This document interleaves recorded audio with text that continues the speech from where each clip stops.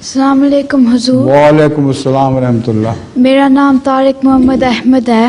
اتنا نیچے نہ کرو, ذرا اونچا اونچا. ہاں, میرا سوال ہے کہ سب سے پہلا قرآن شریف کا ہے. کیا سب سے پہلا قرآن شریف کیا کہاں ہے؟ سب سے پہلا قرآن شریف کہاں ہے؟ قرآن کریم مختلف اسلامی ممالک کی جو لائبریریز تو نہیں کہنا چاہیے, جو اسپیشل چیزیں وہاں رکھی ہوئی ہیں ان میں ٹکڑے ٹکڑے ملتے ہیں. ترکی میں بہت زیادہ ہے یہ. اور قرآن کریم کو پہلے جو لکھا جاتا تھا کہیں جلد پہ لکھا ہوا تھا, کبھی کہیں پارچات پہ لکھا ہوا تھا, تو وہ سارے عملاً تو مفقود سمجھے گئے جانا چاہیے.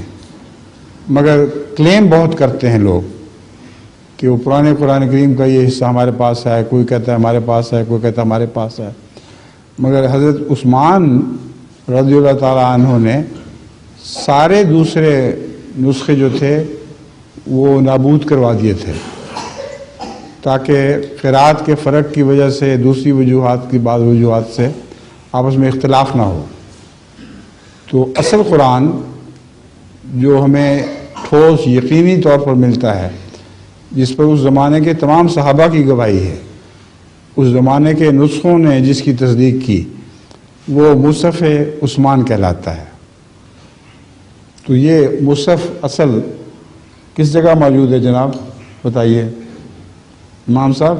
5 کاپیاں سنا ہے کہ کروا کے مختلف علاقوں میں بھجوائی گئی تھیں. ہاں ہاں, میں نے کہیں پڑھا ہے کہ روس میں کسی جگہ ایک کاپی ان میں سے محفوظ. روس میں پتہ کروائیں کہاں ہے, مجھے یاد نہیں ہے. کیوں ہادی علی کچھ پتہ نہیں؟